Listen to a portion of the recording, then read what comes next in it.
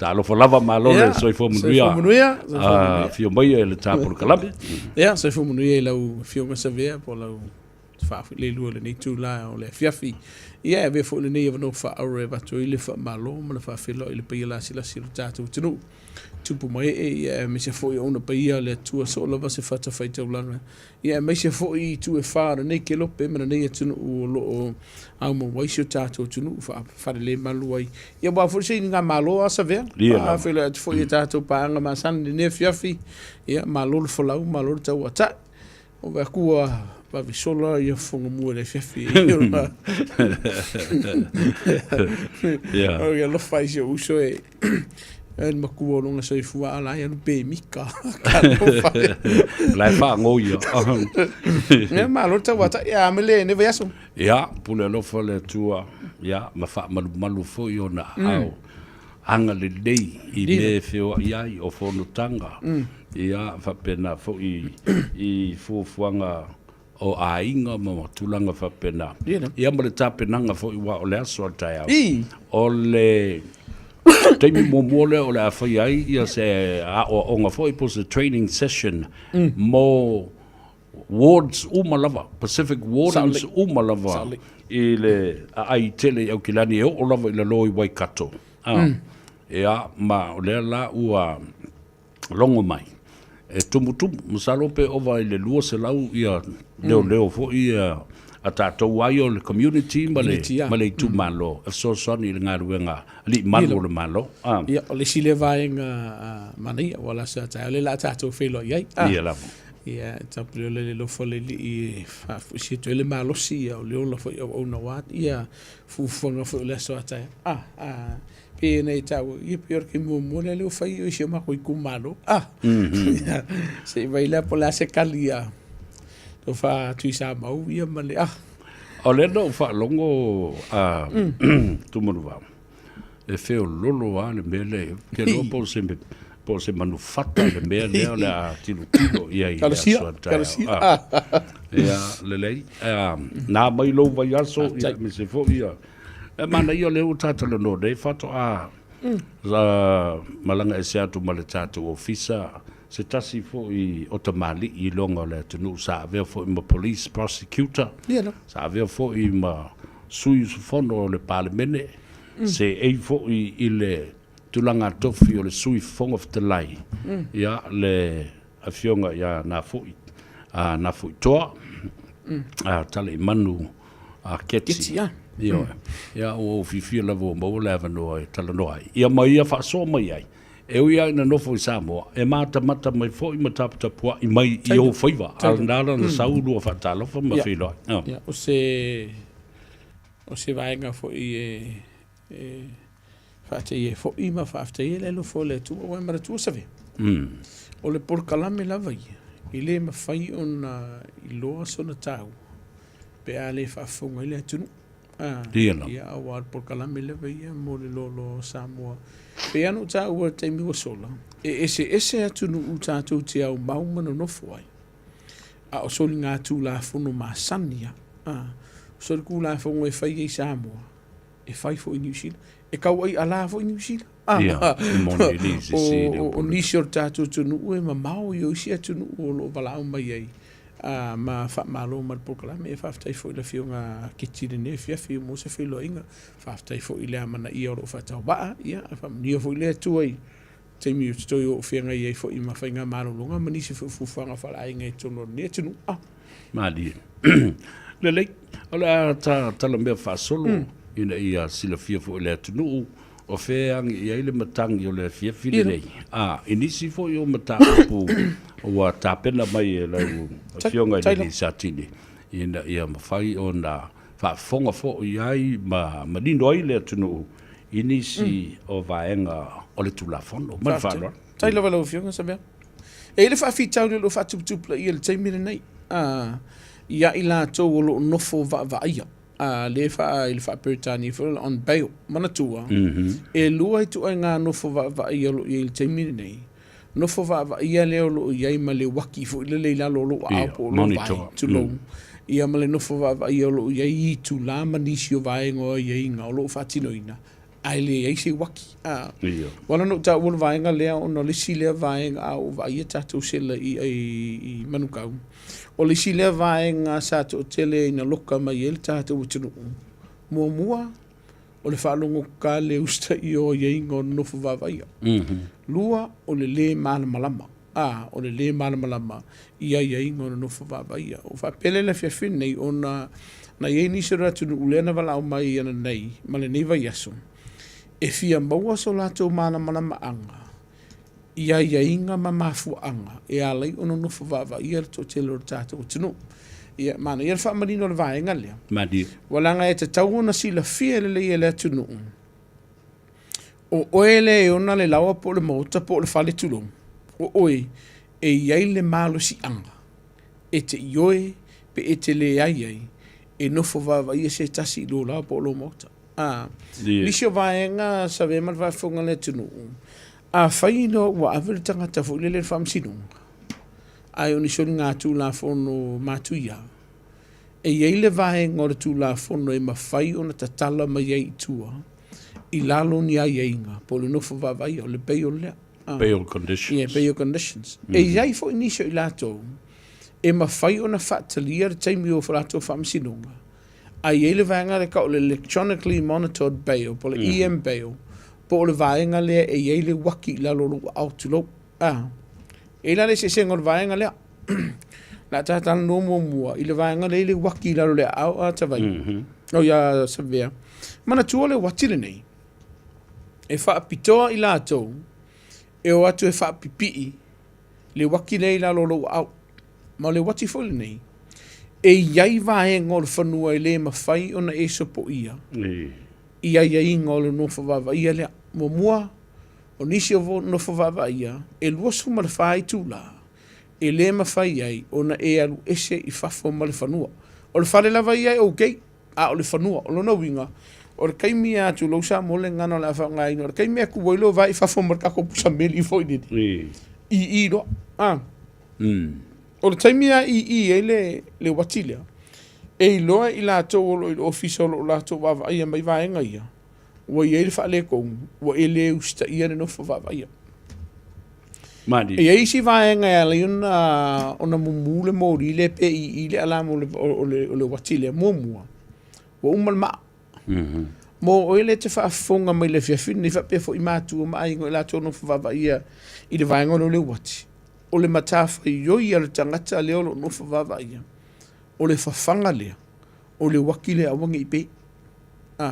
Lua, o le isi vaenga wa ia wa ia la wa mi o fale ko ngu frango fi kavale foyo ai so i fa fo marka ko pa fu le ule la ba no fo sei ki ko ngu la to fale po o la fo ma mota tolu wa mwa le uska ia le mana tuala e ia inga e ma faiona mai ya te oi vaenga mua pe e talo sanga se pa wa le nga ruenga le ka si ko lo mi se fa no mi se wainga aua e te fina wina ai va ai sau loia na te faia le tarusanga le tono o whamsino, e lumo o whamsino, e au mai seava no. A mai no la lava no, sa ve mal whaonga le tono. E iai au wala, whapitoa, e pau aio au wala whengi, e whērua i karwari ka. A whai te whainga ruenga i o i Penrose, ai o Grey South Road, po la wala fo le la kuaia, la kakango ia sa mo whengo fi. A whape ke whainga ruenga la pia paka, ai te nofo i Vaidele, ngal pawaro la wala le fakanga mai o lo wala ku sa oila wala le malo la kwa e afet wat fenga luenga la pipaka e fenga luenga toi foi mai e ko foi mai fadi e ia foi la matai e au mai ia te oi ai ala ku la ku nge e pe quero ai fa la fasi pe ule i vai manga e ma wala o vai e fangari e afet fangari in mara kapu e lo le masingiringi o le ele ustaia ia mga hala ia na whaatu la whaoina.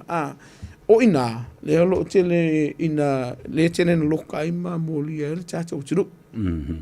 Ia, aki alarka ko vaenga le waranga le uma wa lisi dea vaenga e whaingo fia o na soala upu le ila tōfo ia. O lo ia ile ia rwa vaenga wati nei po o vaenga ilo au. E le ma, o le tele lao teimi sa bea. Ia. E le o akun makanga luenga ne le siaki oi. ai se a wa fo le mau le me lo va tu lo wa ki lo wa e fa ngo fia ngai lo en tanga lu po e al fa fo po le usta ia pe le ai pe ta o le si tu enga no fo va ia o i o lo fai ma fa fi tau i te lo tono tatu ainga va enga mo mua o le no fo va ia le e o mai ai le lo lawa po lo mota e siaki le o lo no fo va ia tono lo ainga tala fati tai ia wa sauderi o simi manga o ya le no fo ina yo na matu e no fo va ia o le vaenga mo mo tau fa manino e tau na matanga luenga leo ona fasilingia le o lo iai o alu o le fale pe ma fai ona batu le ire ngo fa vai o ale ai e luna me tupu ale ai su esi sino fuanga misilo io far pui le ngo fo e fa tali e si aso le vala un o fa sino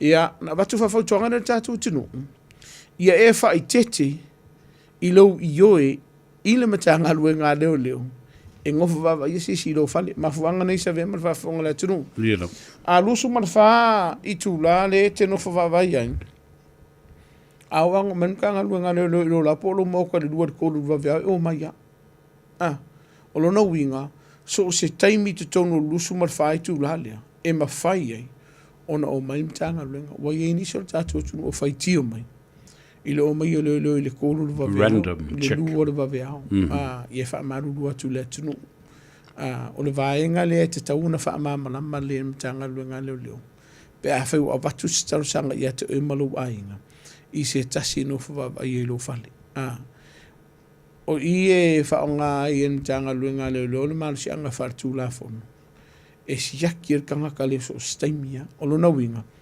fa mauti no e mana malama le vaenga ia peita yani e ia ingisi wa ku api pelo fa me ale kongor poku ale lo la ka shopping center i lalo tu la fon se ia vanga na o va ai ia li mata mata i mtanga luenga i le o lo no fa va ai e tu tonu le la po mo tele sa no fa va ai o nga pasia le o la o lo sta i ia inga pekai au fiu e kui au whanonga kunga le leo le wala au mai ai o te leo ai ni fōringa e ma whai la lo tu la whono o na o tustusia la lo ua e leo stai ia inga o lo no whawai o lo na winga o li silo kei mea maua e leo loko a vi sawa o li se le whaisinga o mwe ke alu i le ofisa whamisinonga i siaso o lo na winga la e te tau o no stai ma o li si vaenga o no whawai e lea sa ve mar whawhonga le tunu e fua i le taimi sa whaatino i sori ngā tūla whono.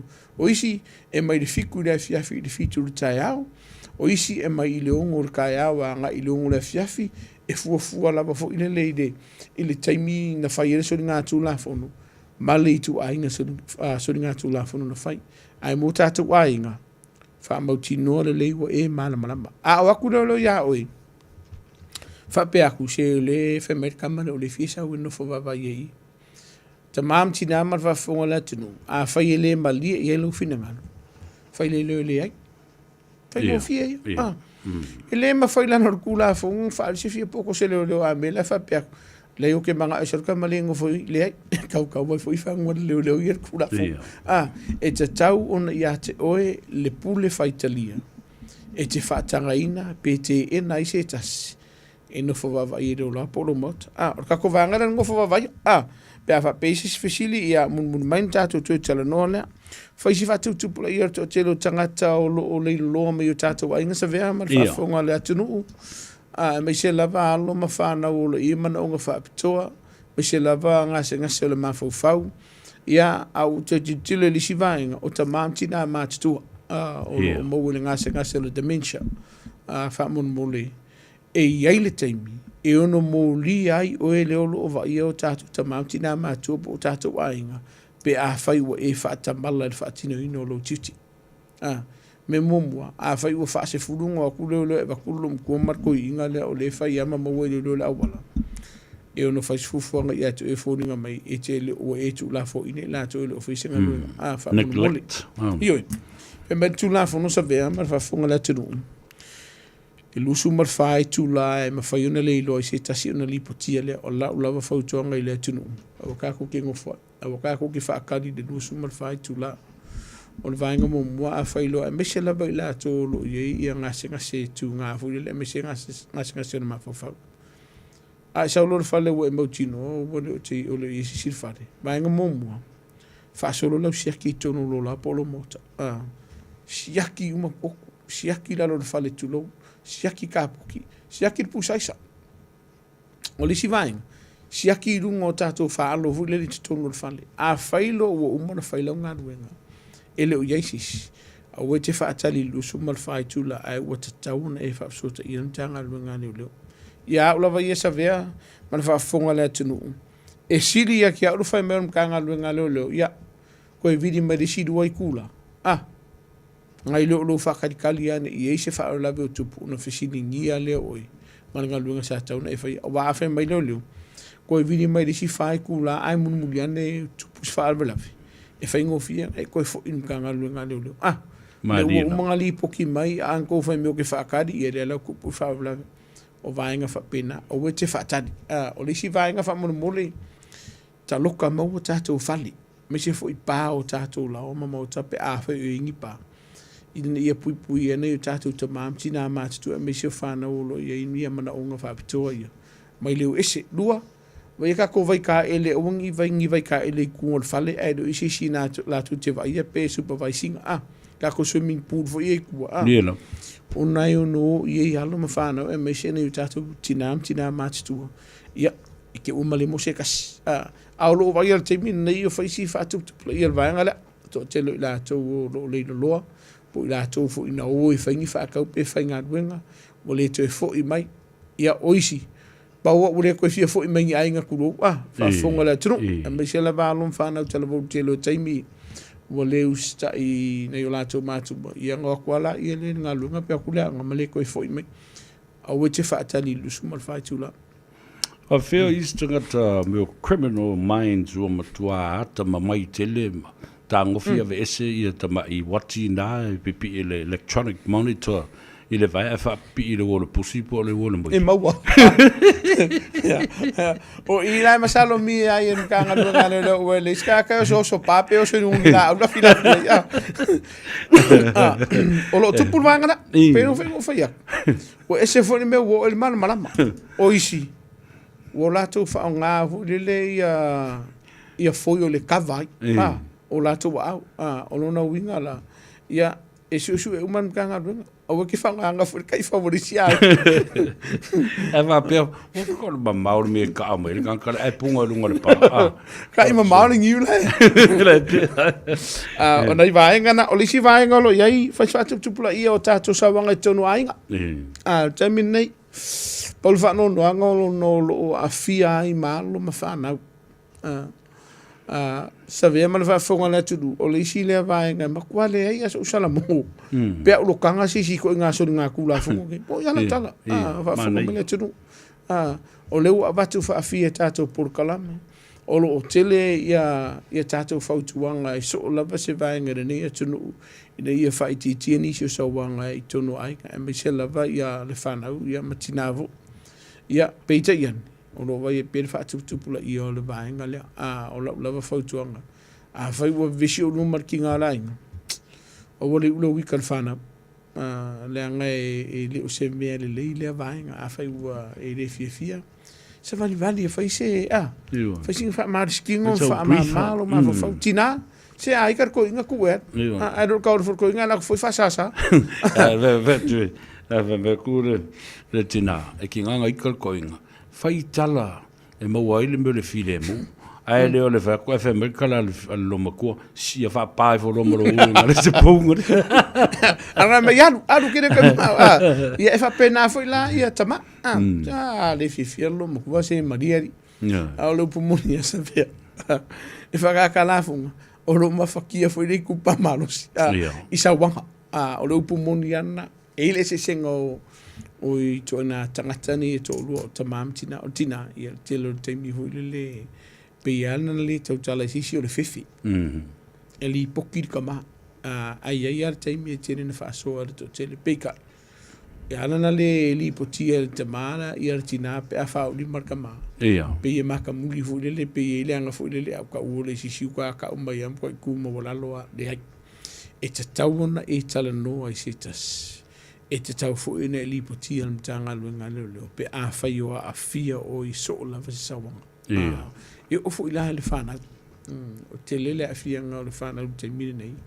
I sa wanga ma di sine vai ngolo a vea ma fu anga.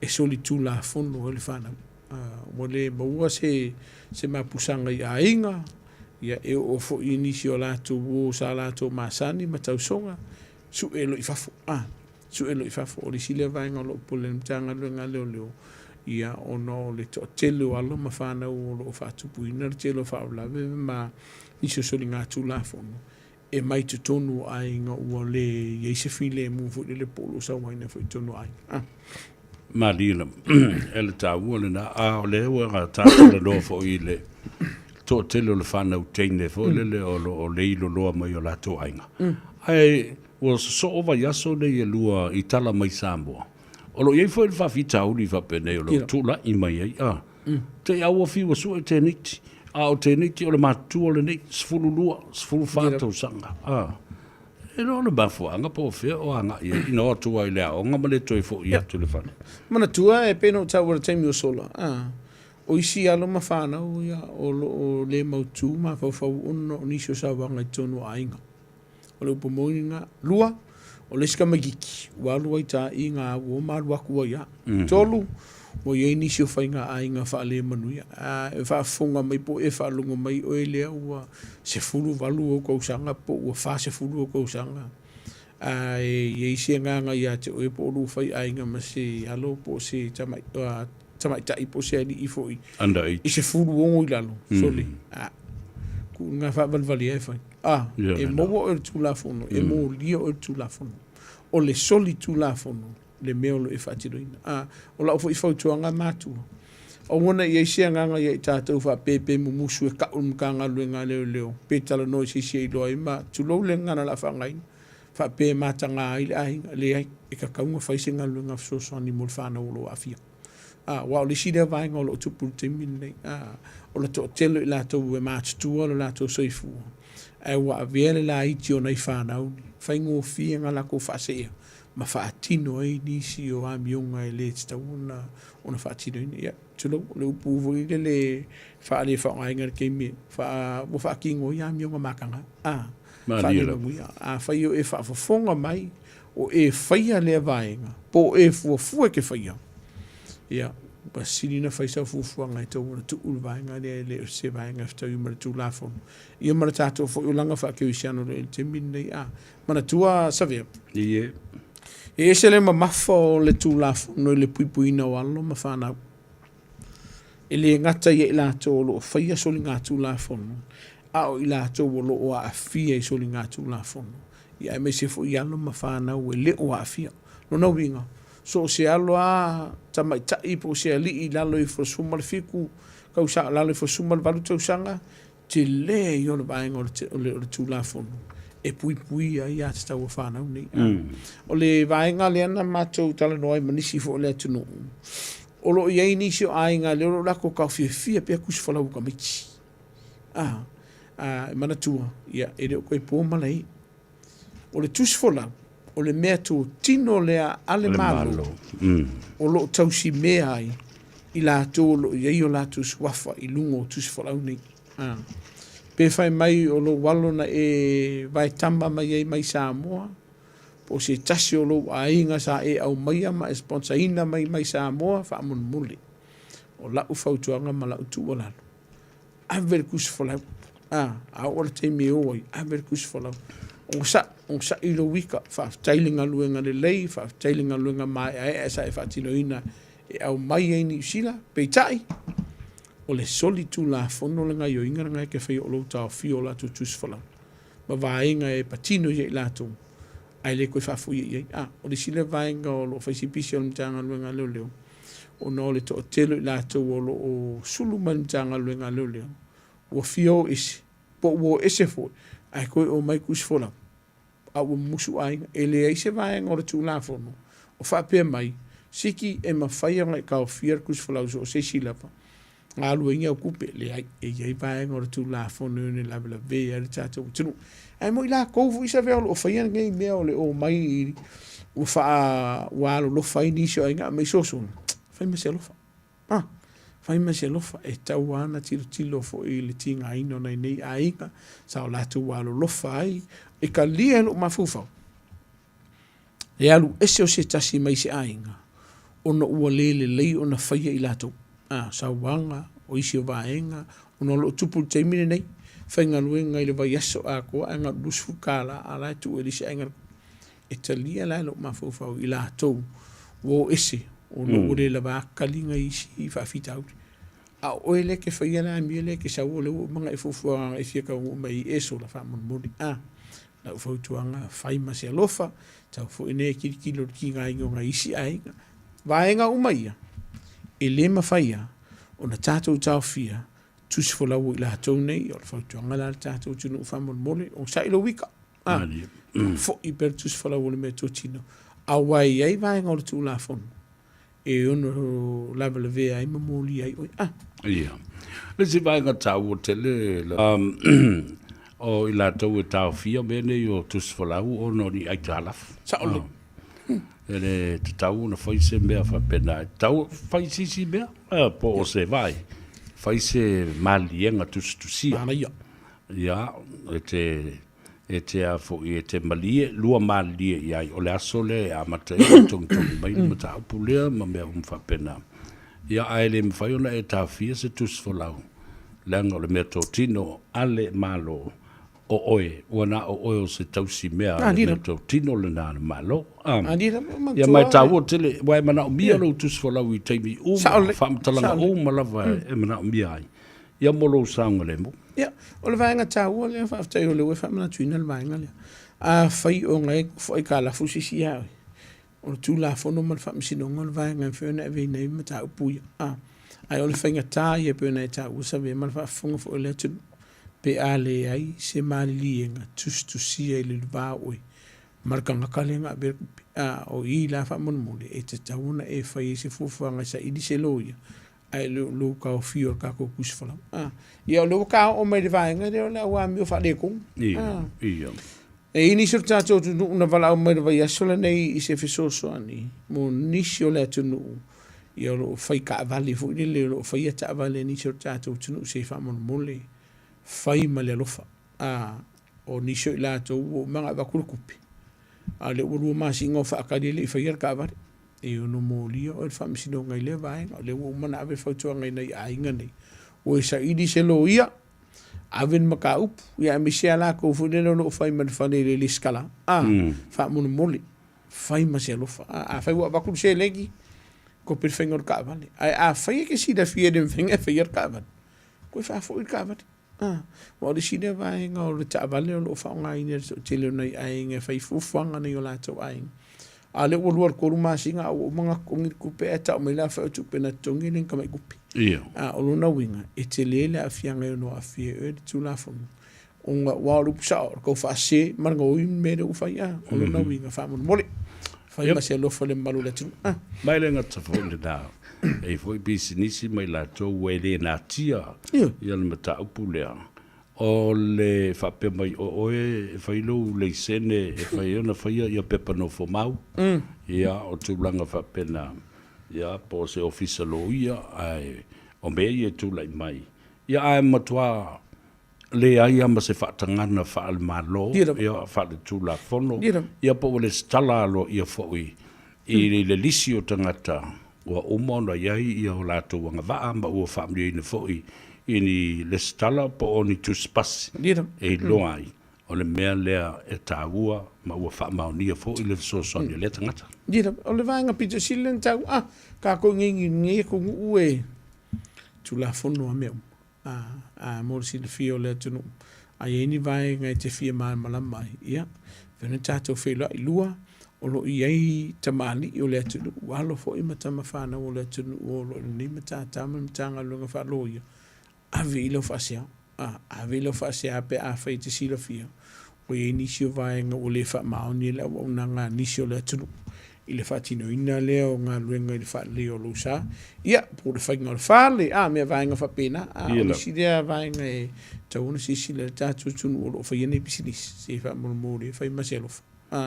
Scammers, whai skokeri. Whai asta o tero lau tau whaalea lolo i e lungo le tātua penga te whailangi o le Facebook. Le vai asa nse mea tu nei le lo vai aku koe whaapopomori anga o li sia di isa kala mai kua kau whaavaria. O le ana sai whafu ako sa koe whaavaria ia le atunu. O la ufautu anga whaamanumori. Sila to ale le o loa le te fia whaatau. Pe o se o loa e mo i le o loa lea. Pe o se kau whaase. O te no whauia mo ufautu ina le atunu. E iai o loa e mai lato o loa whaatauina le o loa lunga Facebook. E moni wha maoni lato fo i whaatauina tuina o loa ne pe whaatau mai. Ara ko kele, o kau poe e la matia lo se. Ko kele lau whirisikia. O e mana tua, e la makia lo se fua. Pe a whailea, o ni tangata ngā oi po se au kau whaavalea. O lo o lato whaatauina ni o lo e lungo na tātou Facebook. O lo na winga la. A whaia viri mai ia ki o e waku se lau ka la, po se dua se lau ka la, e ka o file o lo o la o whautuanga ia te oe. Kia. O ki whaakaua. Se ia vanga nā ua e alu te sila mu mo le o loa. Ma ko kongi lau kupe. Ma au mai ele o loa le teimine na. O nga sefe dea lua. A whai o e raka ngaka le e whaakau e se lau o lo se whaamonomone. Fai ma se wha mahonji. E lo fai le ainga o le afungani, o le kerefungi o le iPhone sa fulu wha, ai amai o le Samsung. E dua la me mawai, sa vea. Le ka e. Nei pe a mua haku leo leo. O ve kala disko ke po ngā oe makupongi. E lua ina ungu warunga. Mai o lali le meu kuwori. Fai mase wha maungi. O le si vaenga.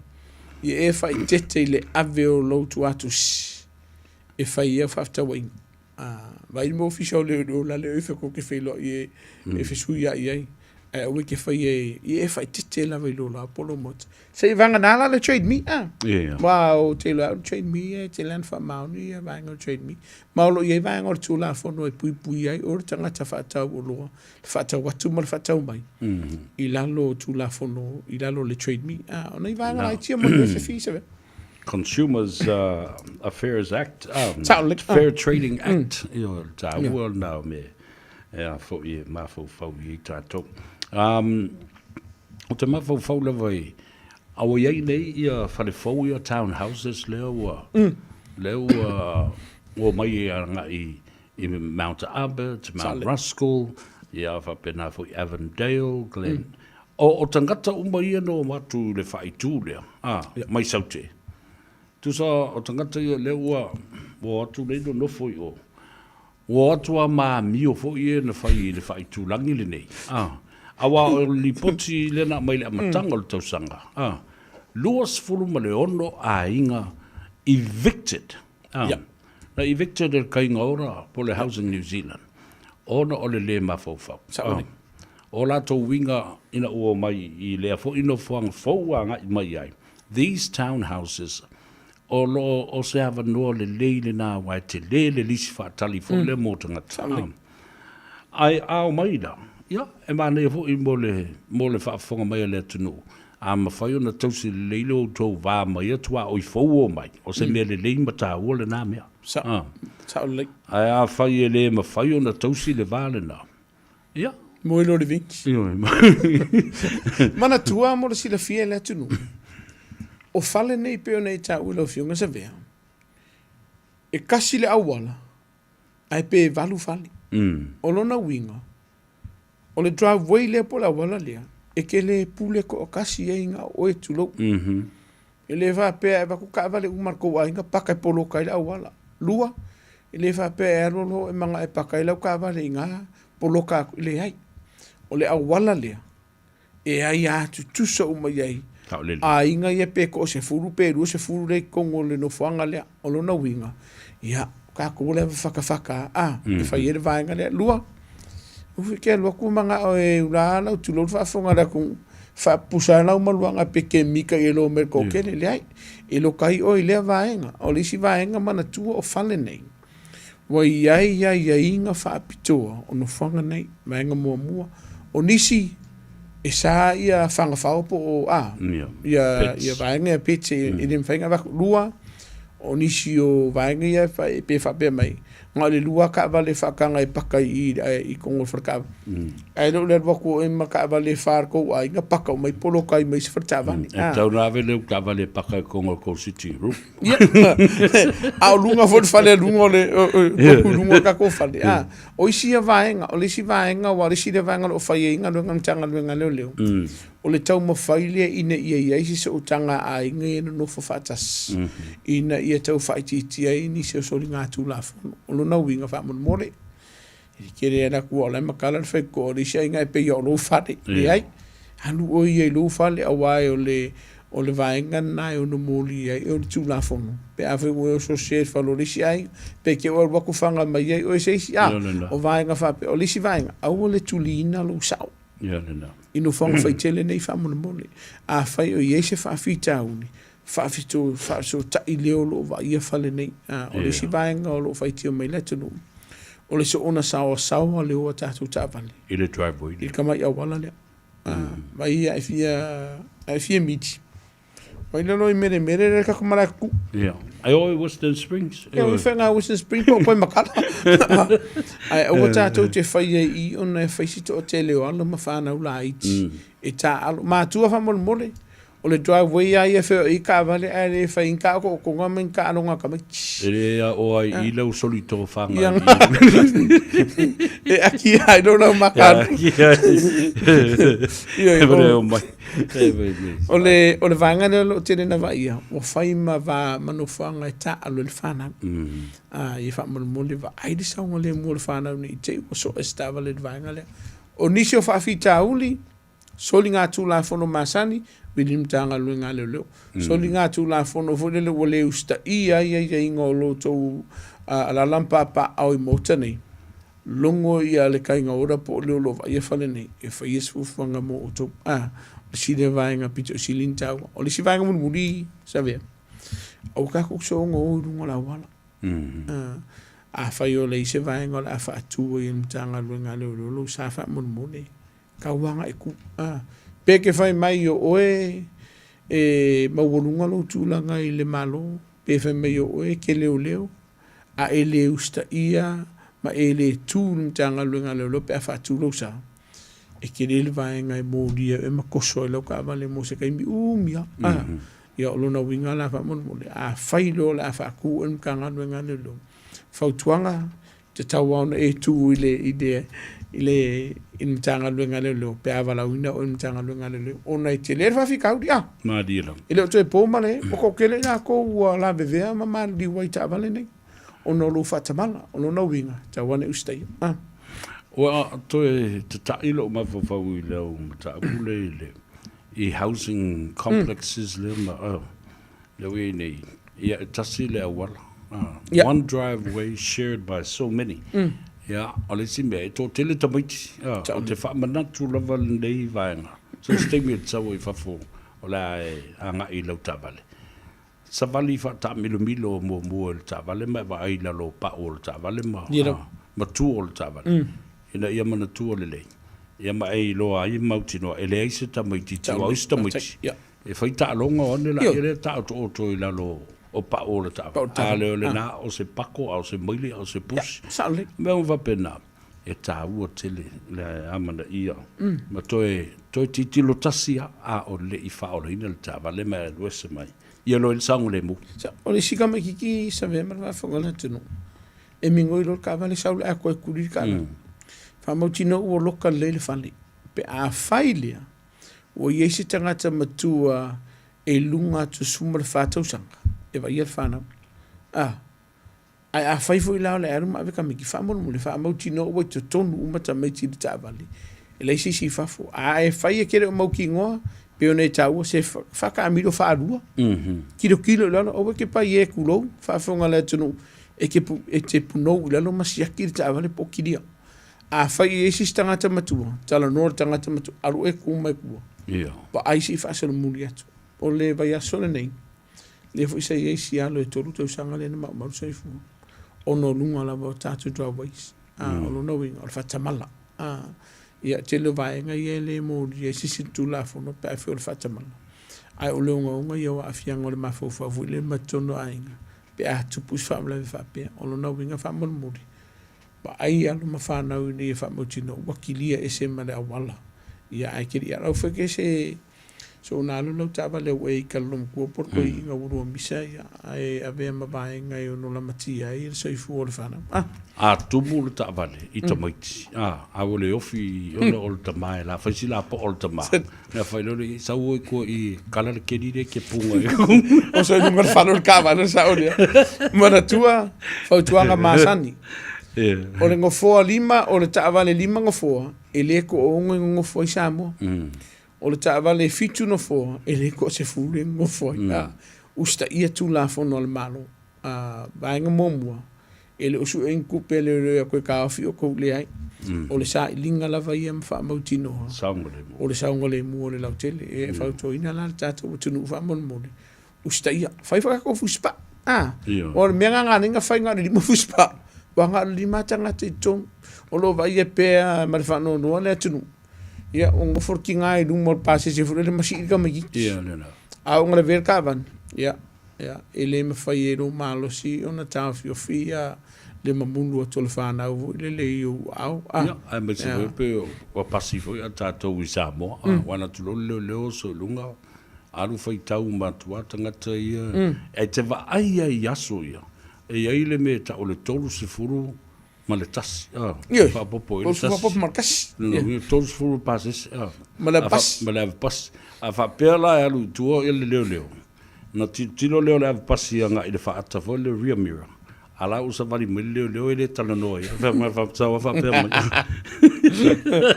E tau mai lunga e tau o le tupe. E watu e momono atu le. Pawala foku anga le. Le tunu. Au whaku wala ukawa le unge mesi kupe kia ukero kāia. O ia ngā makiwan kānga luenga. Au kero kāia o ia. Mana tua e le mawhai o na whai e se li po se tama i tai o mtanga luenga. Le vaenga lea o le kamawhai lea mai kupe mai le tunu ue au na vesi sala le ai. E wharpui poi e mōli ai le li porka mai ka i leo. Ia ai no kaina ia ue ia. Lona wiga ia whafonga mai whai iusum tu whawhina mtanga luenga. Whailinga luenga mal whamaoni. Ia, ne fiafi, ia. Whamunia le tui fufanga le tātou tunu o saungia te mo le tātou weekend. Leo kewa ia kua whaisi manosi mo le tātou savini le ne fiafi. Ia, mana tua saunga le mua le tātou tunu ilunga o wala e mai seo tātou lawa mota. Whamunia le tui fufanga le ne fiafi sa vea. Tātou whaftai a fwoi le lofo le tua la amua se weekend fi tātou te whelai ma mafuta ai. E whamunia fwoi e tātou tunu i sauninga la whenga tuai. Le ngata i se mātou sa pati le asoa tāo ia o sa pati fwoi monisi o tātou tunu i la sa. Whamunia le tui fufanga le ne fiafi mangalo lo ona. So i fua me manuia. Ia, ngā lo whaftai, o le ua lau saa fo i o whaiva. Whafonga matuwhi tau whao le atunu o. Ia, alu le manu i masiana ia. A wai tā ua tele ia whautuanga o male tu ua lalo lo avatu mai le matanga luenga leo o oe male tu la fono. Ina ia malu tia lo soifua. Whapena fo i soifua o tangata lau tele. Tangata uma oi utua oi o tangata uma lava. Ia le, nā.